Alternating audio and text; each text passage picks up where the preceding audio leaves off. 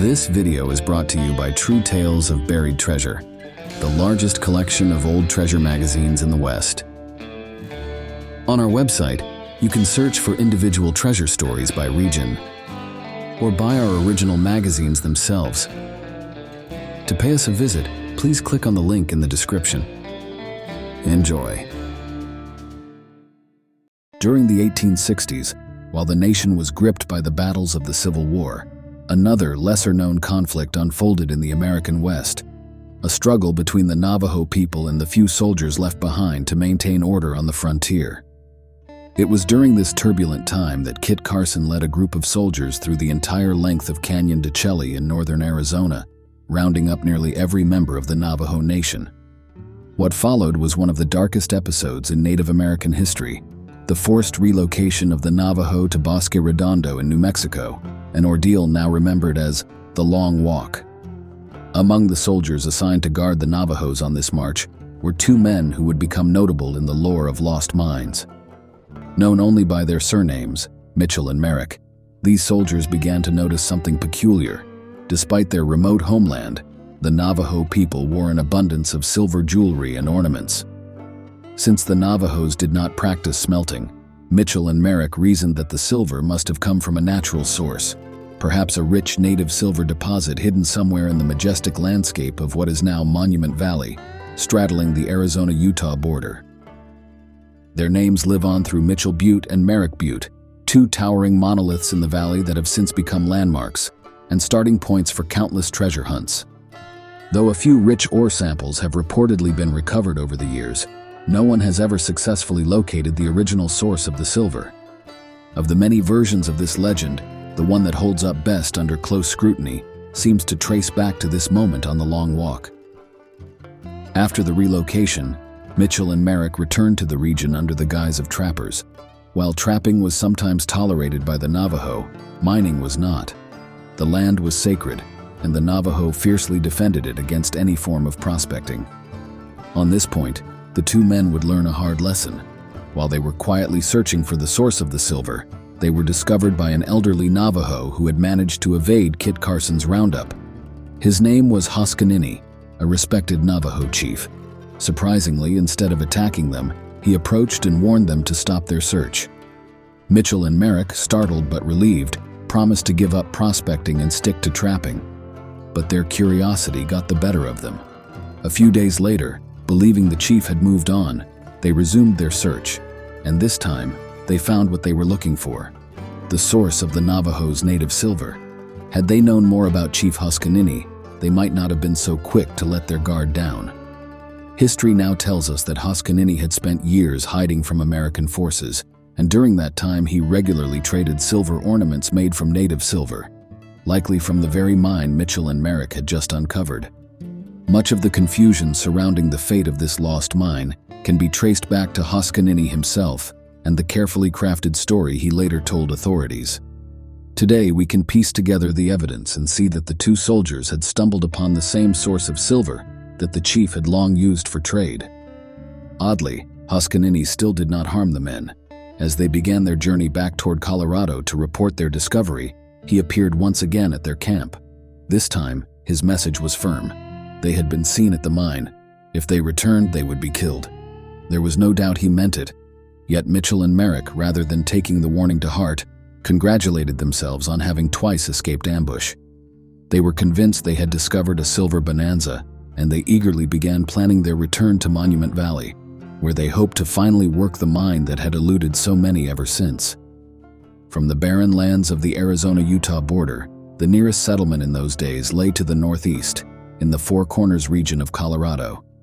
The town of Cortez offered a place of relative safety, and that's where Mitchell and Merrick headed after their discovery, hoping to find a financial backer for their mine. They arrived broke, with little more than a few mules and some heavy ore samples. Though the silver samples they carried were astoundingly rich, the 1880s in Colorado were different times. Rich mineral strikes were being made throughout the state, and prospectors could find profitable diggings without risking their lives on Navajo land. Worse yet, Chief Hoskanini's warning had followed them. Word had spread that these men had been told not to return to Navajo country.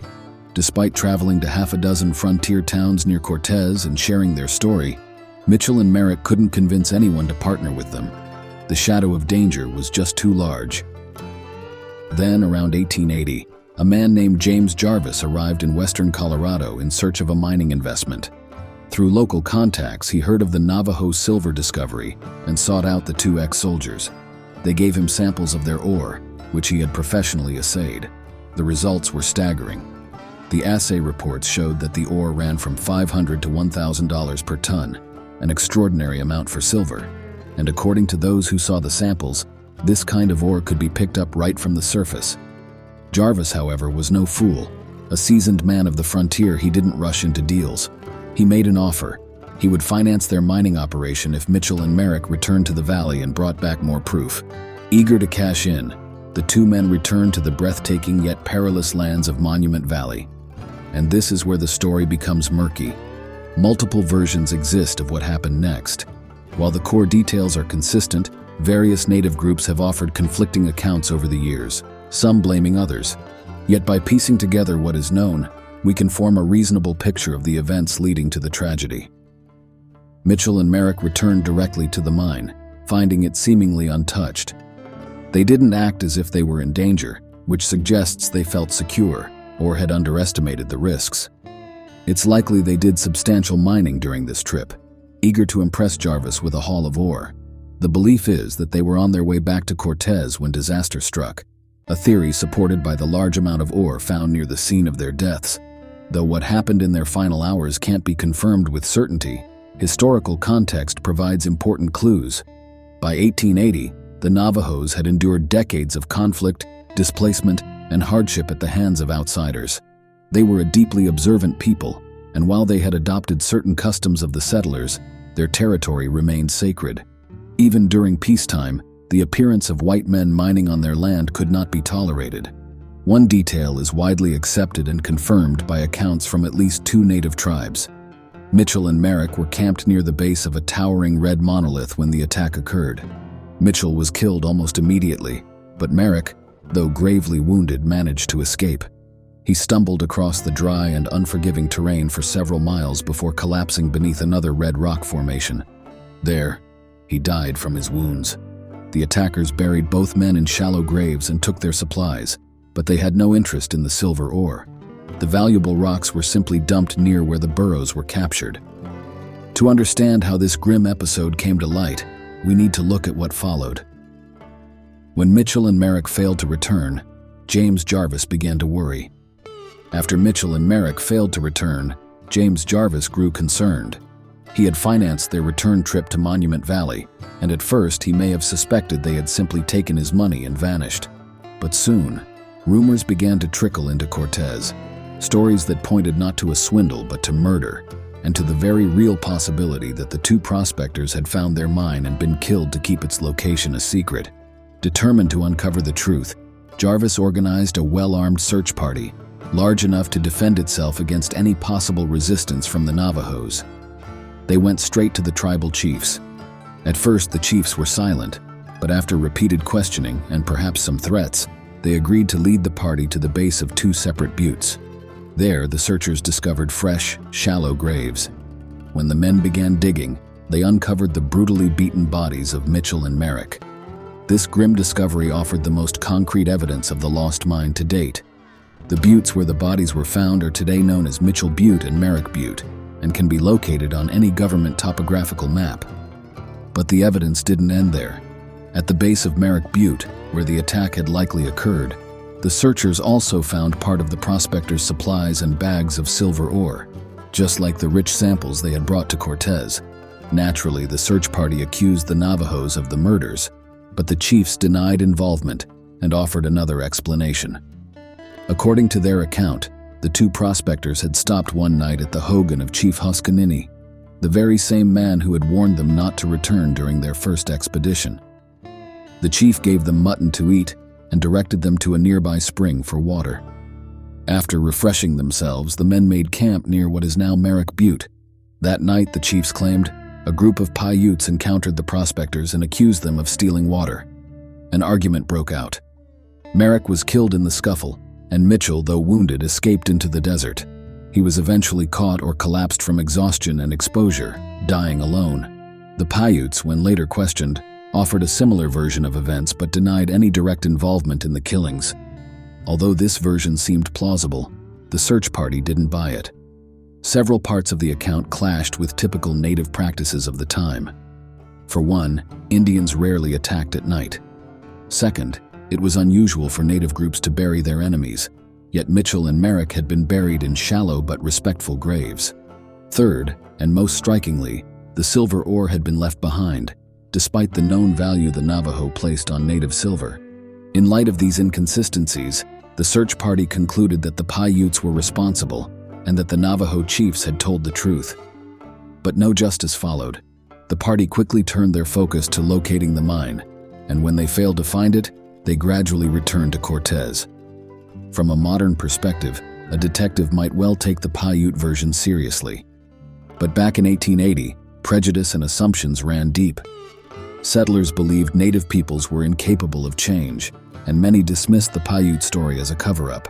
Still, there were three major reasons people doubted the tale. Night attacks weren't common among native tribes. The burial of victims was highly unusual. The valuable silver ore had been left untouched. All of these elements point to someone who was not a typical Navajo warrior, but Chief Huskanini was not a typical man. He had escaped the long walk, lived in hiding, and remained at odds with American authorities for years. His actions defied expectations. If he had planned an ambush, it would make sense for him to attack at night to ensure its success. And as for the burials, he may have hoped the desert would erase all traces of the bodies before anyone found them. Indeed, if the Navajo chiefs hadn't led Jarvis's group to the graves, the prospectors may never have been found. As for the silver ore, that too aligns with what we know of Huskanini. He understood the value of native silver, but he didn't know how to smelt it. All his ornaments were made by hammering out the raw metal into simple shapes. The turquoise-inlaid Navajo jewelry we know today didn't appear until 2 decades later. And even then, most of the silver used came from melted Dobie dollars imported from Mexico. It's important to note that the silver samples Mitchell and Merrick took to Cortez had to be assayed before their true worth was known. The ore they carried, and the ore found at their last camp, was the same. It was dark black-colored rock flecked with native silver, in stark contrast to the red sandstone of Monument Valley. If Mitchell and Merrick brought back any native silver, like the kind Chief Huskanini used for his handmade ornaments, it never appeared in Cortez. Instead, the ore they carried required smelting or chemical extraction to yield silver, methods well beyond the technological capabilities of the Navajos at the time. This alone supports a simple, logical conclusion. Chief Huskanini followed through on his earlier warning. When the prospectors returned to Navajo land, they were killed. It's even possible that the Navajo Council of Chiefs approved his actions, determined to prevent any more white intrusion into their territory. If this was the case, and there's good reason to believe it was, then it's likely the Navajo intentionally destroyed all evidence of the mine's location. There is an old Navajo legend that supports this theory, one passed down through generations and preserved in modern historical accounts. It tells of a rich silver mine in the Monument Valley region that, after the long walk, became known only to 7 chiefs. One by one, these chiefs died without revealing its location. Their reasons were twofold. First, they knew such a discovery would bring the very outsiders they despised. Second, by then, silver could be traded easily from Mexico, reducing the need to mine their sacred land.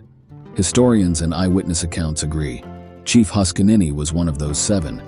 There are also a few intriguing side stories worth noting, details that should interest any modern treasure hunter. For several years after Mitchell and Merrick's deaths, there lived a Navajo outlaw who, even among his own people, was considered dangerous. He reportedly lured white miners into the desert with tales of rich silver deposits, and none of those miners were ever seen again. Yet curiously, their gear and supplies kept turning up in the outlaw's possession. He was brought before the tribal council more than once, but always released. Many Navajos felt that if the white men were trespassing to steal from the earth without permission or ceremony, their fate was deserved. After all, the Navajos held deep spiritual beliefs about taking from the land, especially silver, which was often seen as sacred. Then there are the persistent stories found throughout Navajo oral history and documented by ethnographers. Time and again, Navajos have surfaced with small samples of ore identical to that which was assayed in Cortez in the 1880s. One white man even lived among the tribe for several years, and during his time, a small pile of that same ore was discovered near Merrick Butte. Locals said it had been hidden there for decades. For a time, the Navajos were wary of all prospectors, and understandably so. Like many indigenous nations, they were deeply scarred by the broken promises and violence of the past, but that has changed. Today, the Navajo Nation is among the wealthiest tribal governments in the U.S., thanks in part to oil and gas discoveries. Their leadership now understands the economic potential of natural resources, including the possibility of a lost silver mine. And here's the key: the mine almost certainly lies within the boundaries of the Navajo reservation. Any serious treasure hunter will need the tribe's permission to explore. Fortunately, for those who are respectful, transparent, and well-prepared, that permission may not be difficult to obtain. With modern four-wheel drive vehicles, rugged terrain that once took days to cross can now be explored in a few hours. The final days of Mitchell and Merrick are well documented. They were likely only a few miles from the mine when they were killed. A good topographic map and a careful study of their known movements could narrow the search dramatically. Finding this mine won't be easy. The Navajos were masters of hiding things in the desert, and they had every reason to keep this mine secret. But the evidence is overwhelming. There's simply too much historical data, too many clues, and too many consistent accounts for this to be dismissed as folklore. One day, some lucky treasure hunter, armed with maps, respect for Navajo sovereignty, and a little bit of luck, just might stumble upon a silver bonanza hidden in the red cliffs of Monument Valley. And when they do, it may well change their life forever. Thanks for watching. If you'd like to read the original article or purchase the magazine from which it was taken, please check out our website, truetalesofburiedtreasure.com.